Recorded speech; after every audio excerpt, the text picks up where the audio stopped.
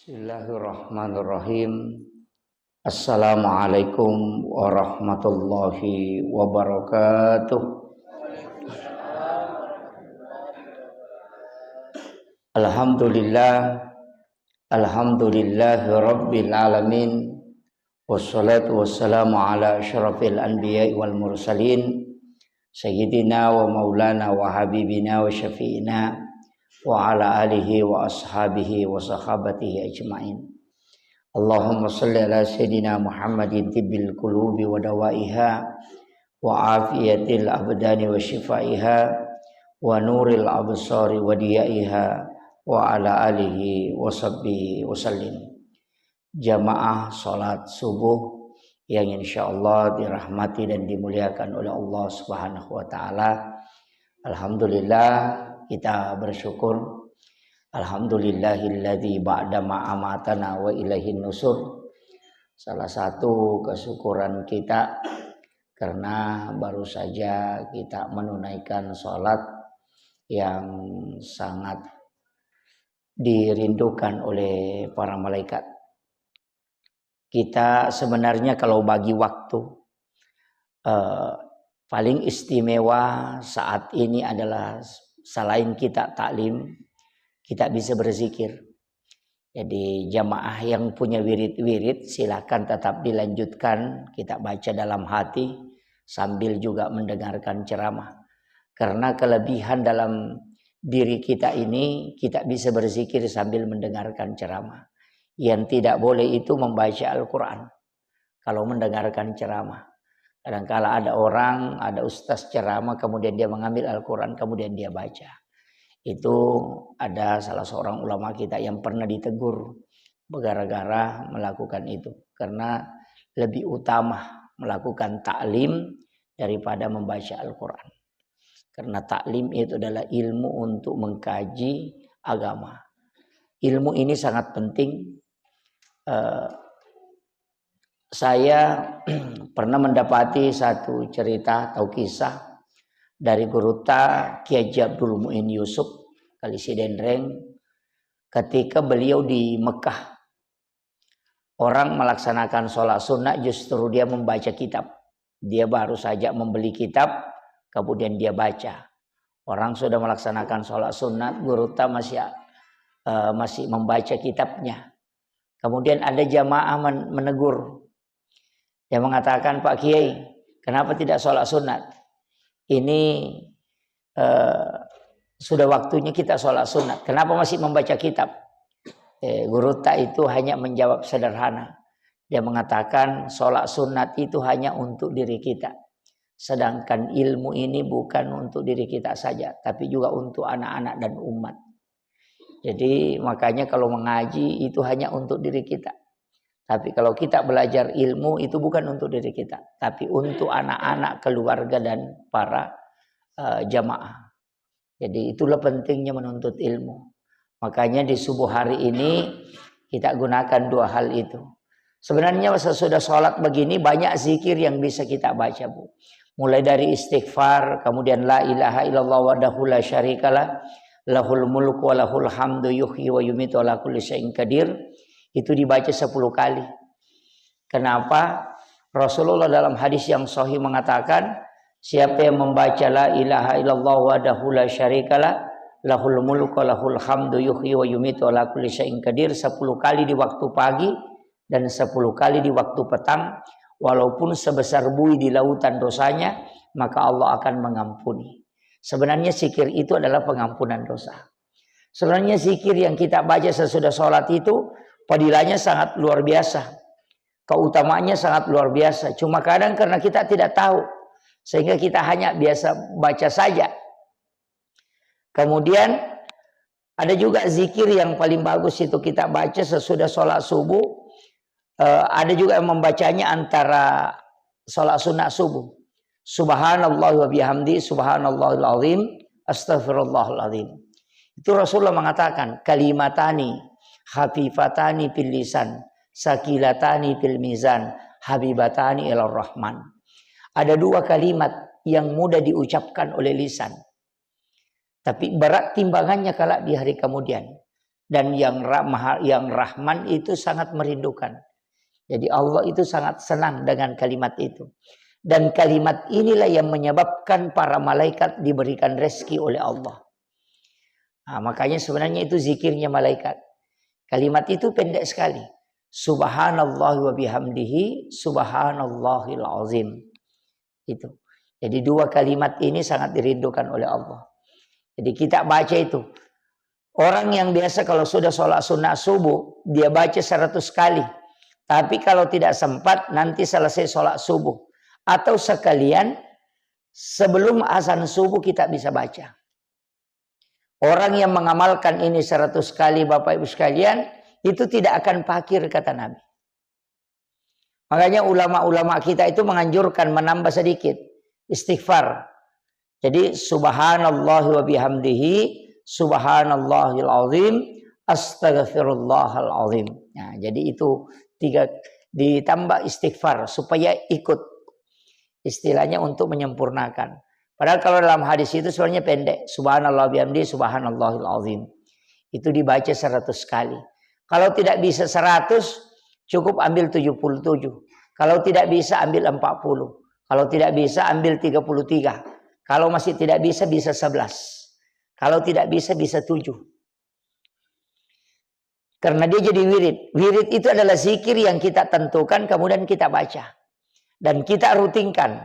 Tapi kelebihannya wirid kalau kita lupa di saat waktu membacanya, nanti kapan kita ingat di situ kita baca. Kalau wirid.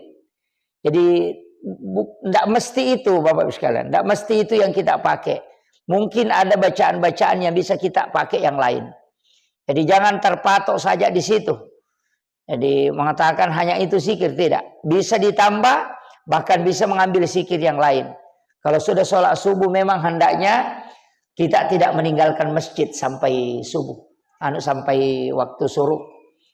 Jadi nanti saya ini ceramah sampai waktu suruk ya. Waktu kita nanti sholat sunnah Isra. Sebenarnya sholat sunnah Isra ini ada yang menganggapnya adalah sholat sunnah duha di awal waktu. Saya tidak sepakat. Kalau dia mengatakan sholat sunnah Isra itu adalah sholat sunnah duha di awal waktu. Kenapa? Kalau sholat sunnah duha itu disebut keutamaannya 2 rakaat sholat sunnah duha kata Nabi. Kau tidak mau menukarnya dengan pahala umrah 1 kali di hari kemudian. Jadi ia rumah sempaja sunnah duha 2 rakang. 2 rakaat sholat sunnah duha itu kita tidak mau menukarnya dengan pahala umrah kala dari kemudian. Yang kedua kata Nabi, sholat sunnah duha itu adalah sedekahnya tubuh. Jadi 160 potongan tubuh manusia itu pergelangan-pergelangan itu tangan semua yang letak pergelangan itu 160. Ada yang mengatakan 130. Organ tubuh manusia itu lebih 100. Rasulullah mengatakan itu adalah sedekahnya Allah kepadamu. Makanya kita ini sebenarnya Pak Bu hak pakai bukan hak milik. Makanya pendengaran itu bisa hilang. Karena dia cuma hak pakai. Jadi bukan milik kita. Ada waktunya Allah mengambil. Perlahan-lahan fisik ini mulai dicabut oleh Allah. Perlahan-lahan penglihatan itu mulai kabur, kemudian bisa hilang. Itu karena kita memang hanya dipinjamkan. Jadi sebenarnya ini kita tidak punya apa-apa. Itu hak pakai saja. Bukan hak milik. Makanya tubuh itu tidak bisa dirubah. Ya, itu kenapa kita dilarang merubah ciptaan Allah. Karena kita juga memang hanya dipinjamkan. Maka gunakanlah pinjaman Allah. Tapi untuk mensyukurinya kata Nabi, kerjakan sholat sunnah duha 2 rakaat. Itu adalah sedekahnya tubuh. Nah, jadi orang yang bersyukur itu Pak gampang. Adalah orang yang melaksanakan sholat sunnah duha. Berarti orang itu mensyukuri pemberian Allah berupa tubuhnya. Dari situlah para ulama hikmah mengatakan bahwa sholat sunnah duha sebenarnya adalah sholat sunat untuk kesehatan. Ya. Termasuk tadi sholat sunat sebelum subuh. Itu fadilahnya luar biasa. Rasulullah mengatakan raka'atanil fajri khairum minad dunya wa ma fiha. 2 rakaat sholat sunat fajar itu lebih mulia daripada dunia dan seisinya. Walaupun nanti ada beberapa penjelasan di beberapa kitab, termasuk dalam Hasinatul Asrar. Saya sering ceramahkan bahwa di rakaat pertama kita membaca Qul ya ayyuhal kafirun 1 kali, sedangkan rakaat kedua kita membaca surah Al-Ikhlas 3 kali. Itu dalam kitab Hasinatul Asrar. Jadi membaca Qul ya ayyuhal kafirun itu sholat sunat subuh. Sesudah azan subuh kita membaca Qul ya ayyuhal kafirun 1 kali. Kemudian membaca surah Al-Ikhlas 3 kali. Itu sama kalau kita bersedekah emas seperti bumi besarnya. Itu salah satu riwayat yang terdapat dalam kitab Hasinatul Asrar.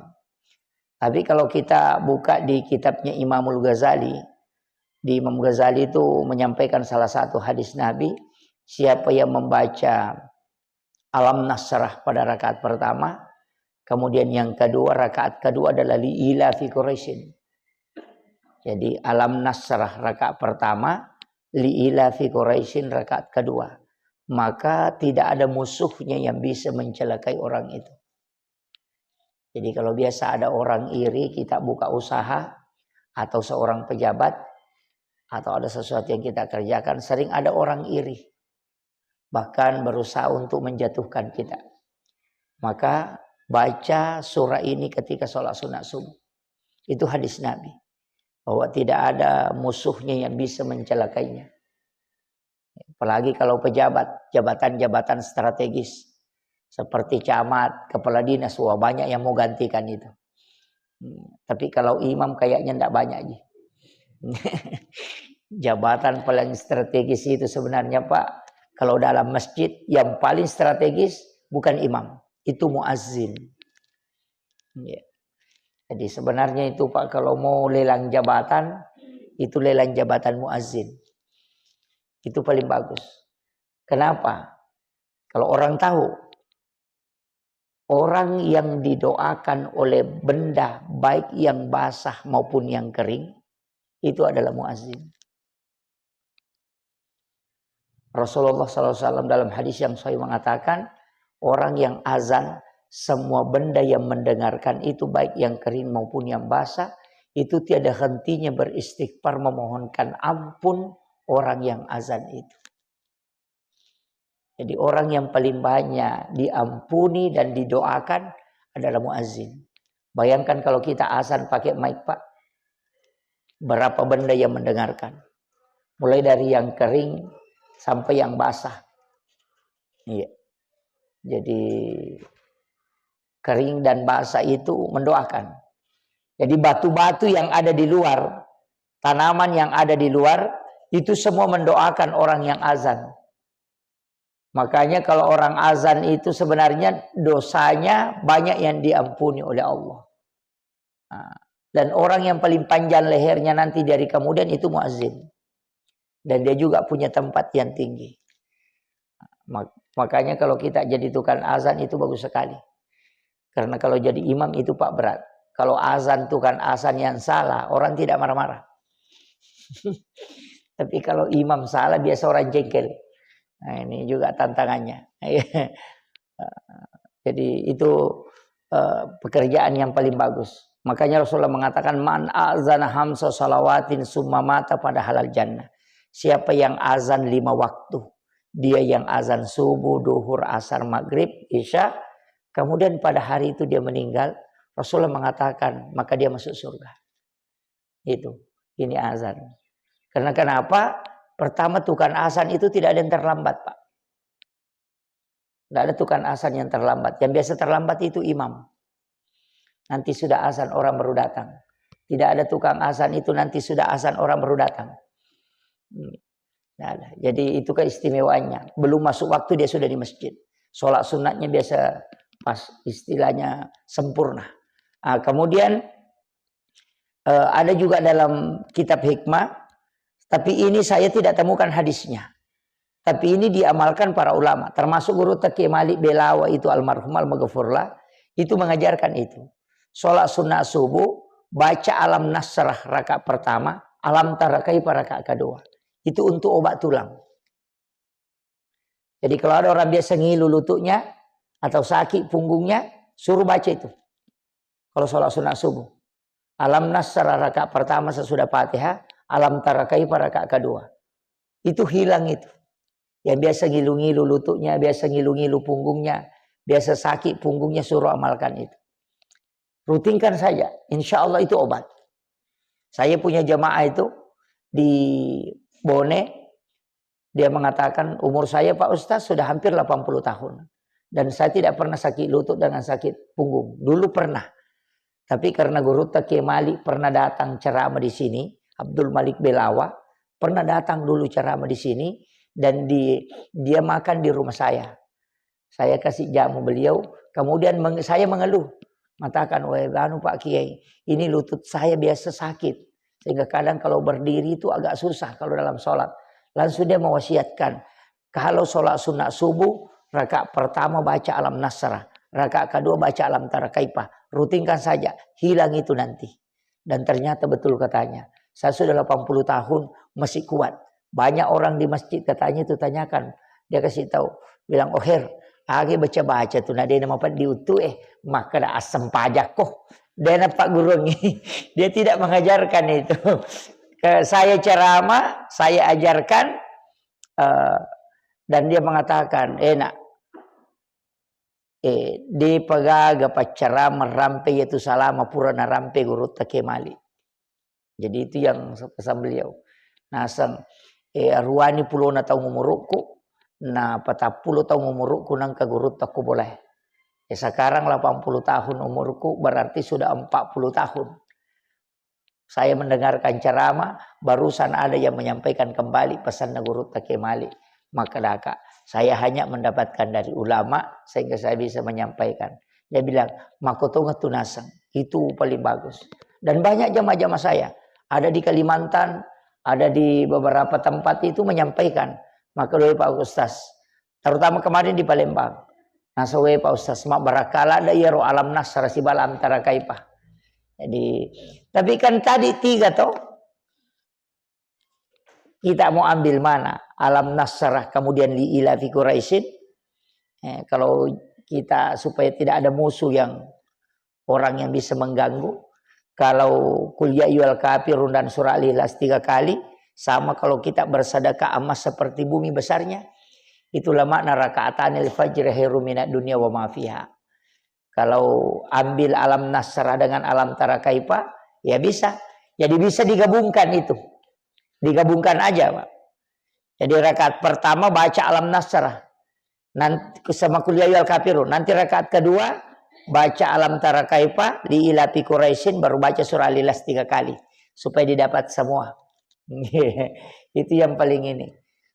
Cuma ada memang yang penting juga saya sampaikan bahwa bacaan surah dalam sholat itu sangat menentukan sebenarnya, Pak. Jadi jangan sembarang membaca surah juga. Kalau di sholat sunat, dan sama kalau jadi imam, jadi makmum kan kita ikuti aja imam. Misalnya begini, saya sering menyampaikan jangan sering mengambil surah kita baca Al-Lahab, tabbat yada Abi Lahab. Jangan sering membaca itu. Bukan berarti hal itu tidak bisa dipakai, tidak.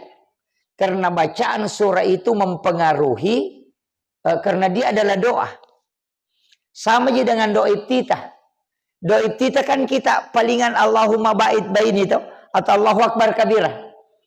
Ada juga yang keliru mengatakan kalau NU Allahu Akbar kabirah. Kalau Muhammadiyah Allahumma ba'id baini, wah keliru juga itu. Kapan Muhammadiyah dan NU punya doa iftitah? Tidak. Cuma NU kebanyakan menggunakan Allahu Akbar kabira. Kalau Muhammadiyah menggunakan Allahumma ba'id baini. Padahal doa iftitah itu ada 14. Ada 14. Jadi jangan katakan doa iftitah itu cuma 2, tidak. Sebenarnya Allahu Akbar kabira walhamdulillahi katsira wa subhanallahi bukratan wa asila itu satu doa iftitah itu. Makanya ketika orang sholat baru sampai situ kita baca sudah imam baca Fatihah, tidak usah lanjutkan. Sampai di situ aja. Jadi Allahu Akbar kabira walhamdulillahi katsira wa subhanallahi bukratan wasila. Cukup sampai di situ. Inni wajjahtu itu kan satu juga doa iftitah. Yang Allahu Akbar kabira itu kan dari sahabat. Nabi sudah sholat, tapi ada sahabat terlambat, langsung baca itu. Kemudian nanti selesai salam, baru Nabi mengatakan manil qail. Siapa tadi yang bilang ini? Dia mengatakan saya Rasulullah. Nabi mengatakan saya melihat malaikat berlomba mencatat itu. Yang kedua, ada juga bacaan itu dari sahabat. Kalau sudah ruku, sami Allahu liman hamidah, kan imamnya toh kita mengatakan Rabbana lakal hamd. Kita tidak usah mengatakan sami Allahu liman hamidah, Bapak. Banyak orang keliru. Ketika jadi makmum, dia juga baca sami Allahu liman hamidah. Itu tidak. Makmum itu membaca Rabbana lakal hamd. Yang baca sami Allahu liman hamidah itu cuma imam. Jadi kita yang makmum langsung baca Rabbana lakal hamd. Itu ada dua. Rabbana lakal hamdu hamdan katsiran mubarakatan thayyibah. Ada Rabbana lakal hamdu hamdan katsiran mubarakatan. Rabbana lakal hamdu mil'us samawati wal ardi ma syi'ta min syai'in ba'du. Yang mana kita pakai? Iya. Padahal yang paling utama kalau kita mau kejar pahalanya, karena itu didoakan oleh ribuan malaikat. Rabbana lakal hamdu hamdan katsiran mubarakatan thayyibah. Kalau tidak pakai itu ya Rabbana lakal hamdu mil'us samawati wal ardi ma syi'ta min syai'in ba'du. Itu yang masyhur toh. Makanya bacaan salat itu ada beberapa. Tapi kalau kita mau ambil yang bacaan yang paling banyak keistimewaannya itu sebenarnya duduk di antara dua sujud. Kemudian yang kedua ini yang jarang orang anukan. At-tahiyyatul mubarakatus sholawatut thayyibatu lillah. Sehingga di situ. Itu sama dengan pahala haji dan umrah satu kali. Assalamu alaina wa ala ibadillahi sholihin. Assalamu alaika ayyuhan nabi wa rahmatullahi wabarakatuh. Itu pahalanya sama kalau kita bersilaturahmi langsung dengan Rasulullah. Kemudian assalamu alaina wa ala ibadillahi sholihin. Itu sama pahalanya kalau kita mengunjungi seluruh wali-wali Allah di muka bumi. Jadi 3 kalimat di sini itu sangat istimewa, Pak. Makanya jangan disambung. Makanya dalam tasawuf itu melarang betul kita menyambung itu. Itu karena pisah. Jadi at-tahiyyatul mubarakatus sholawatut thayyibatu lillah. Itu pahala haji umrah itu. Makanya orang sholat itu luar biasa, Pak. At-tahiyyatul mubarakatuh sholawatut thayyibatu lillah. Assalamu alaika ayyuhan nabiyyu wa rahmatullahi wabarakatuh. Itu sama pahalanya kalau kita mendatangi Rasulullah. Makanya di situ pakai alaika. Itu karena mukhatab. Langsung ketemu dengan Rasulullah. Assalamu alaina wa ala ibadillahi sholihin. Itu silaturahmi dengan para kekasih Allah. Makanya ini juga lah sehingga kenapa kita selalu saling mendoakan.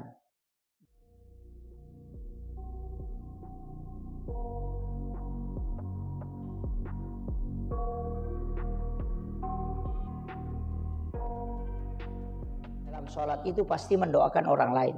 Karena di situ assalamu alaina, ya Allah berikan keselamatan atasku wa ala ibadillahi sholihin dan hambamu yang soleh. Makanya selama masih ada orang sholat di tempat itu, maka di situ ada orang mendoakan sesamanya. Sebenarnya dalam sholat itu istimewa. Kita ini kalau mendoakan orang, Pak, itu didoakan oleh para malaikat. Jadi bacaan ini memang kita harus tahu juga. Jadi jangan asal dibaca. Tapi artinya istilahnya makna bacaan ini kita tidak ambil. Asyhadu an la ilaha illallah wa asyhadu anna Muhammadar Rasulullah. Allahumma sholli ala Sayyidina Muhammad wa ala Sayyidina Muhammad. Ada juga yang tidak pakai Sayyidina. Kalau saya tetap pakai Sayyidina. Kemudian sholawat Ibrahimiyah. Kan sholawat ada 2 di situ. Allahumma sholli ala Muhammad wa ala Muhammad.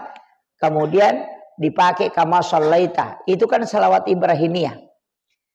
Kenapa dikatakan sholawat Ibrahimiyah? Ini sholawat karena mengikutkan Nabi Ibrahim. Didoakan. Tapi salawat Ibrahimiyah itu fungsinya sebenarnya Bapak Ibu sekalian, orang yang membaca salawat Ibrahimiyah itu Nabi mengatakan inilah salawat yang paling sempurna. Jadi sesempurnanya salawat yang lain, dalam hadis Bukhari Muslim, salawat yang paling sempurna adalah salawat Ibrahimiyah. Itu tahiyat terakhir itu. Makanya di dalam satu kitab dijelaskan, siapa yang membaca 3 kali berturut-turut, kemudian berdoa, maka doanya pasti mustajabah. Nah, ini saya wasiatkan. Jadi kalau mau berdoa, tak baca itu ketelu.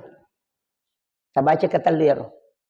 Jadi Allahumma salli ala sayyidina Muhammad ala sayyidina Muhammad kama sallaita ala sayyidina Ibrahim ala sayyidina Ibrahim wa barik ala sayyidina Muhammad ala sayyidina Muhammad kama barakta ala sayyidina Ibrahim ala sayyidina Ibrahim fil alamin innaka Hamidun Majid. Itu diulang 3 kali baru berdoa. Jadi itu kita baca 3 kali baru berdoa. Nabi mengatakan Allah akan mengijabah doa orang yang membaca 3 kali ini. Salawat Ibrahimiyah. Jadi namunya mirota pakolina pakai milodong. Walaupun nanti kan ada waktu-waktu mustajabah Bu. Seperti doa mustajabah itu di akhir sujud. Tidak usah dilafazkan, cukup dalam hati. Kemudian yang kedua ba'dal maktubah. Sesudah sholat fardu. Tapi jangan merubah posisi duduk. Sebenarnya itu kalau kita sudah sholat, jangan cepat merubah posisi duduk.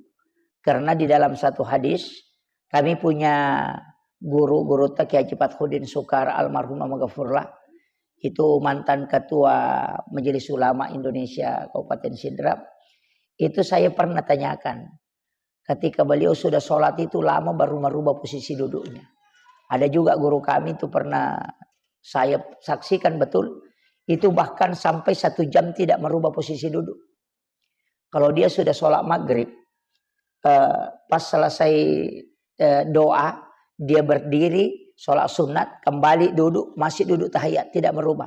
Ternyata ada riwayat yang mengatakan bahwa orang yang sudah sholat, itu masih dalam posisi tahiyat, tidak merubah posisinya, maka orang itu tidak akan bergeser malaikat rahmat di sisinya. Dan itu masih terhitung sama dengan dia melaksanakan sholat pahalanya. Cuma kalau imam tidak bisa. Itu sunnah merubah posisi duduknya. Kenapa? Supaya orang mengatakan dia sudah selesai sholatnya. Gitu. Jadi beda. Kalau kita makmum ini lebih utamanya tidak merubah posisi duduk. Tapi mega tau mempat di utuna. Si mempat dia jena nasuk. Pai marat jing ustaz komite lepi mengilu mana. Kan? Ada. Jadi memang agak berat. Tapi orang yang tidak merubah itu kemudian berdoa, insya Allah itu bagus. Itu udah mustajabah itu. Nah, makanya ini kalau kita ambil keutamaannya, karena itu malaikat rahmat belum bergeser. Apalagi ada satu waktu sholat, itu sesudah sholat asar di hari Jumat. Ya kupura ki masam pajangas sarak ku jumai, ajak tarubai posisi itu datang apa ki milodong. Tembus itu. Nah, ini yang jarang orang pakai. Saya itu kalau sudah sholat asar kalau hari Jumat, tidak merubah sebelum meminta apa yang saya harapkan itu. Itu istimewanya itu sholat asar sesudah. Kan ada waktu di situ sesudah Jumat itu mustajabah. Makanya orang tua kita dulu kalau mau pindah rumah, melot letek bola, nale aso Jumat, imonrina Jumat. Iya, ya napura mak Jumat tawe, baru dia pindah rumah. Karena ada waktu di situ doa mustajabah. Pintu langit terbuka, kau tak buka pintu lagi. Padahal sebenarnya kalau kita mau ambil yang jelas-jelas ada hadisnya, terbuka pintu langit dan itu sudah ditentukan memang. Yang pertama malam 1 Rajab. Jadi sebenarnya ini kan malam 1 Rajab istimewa Pak. Karena di situ dibuka pintu langit. Itu mulai dari tenggelamnya matahari sampai terbit.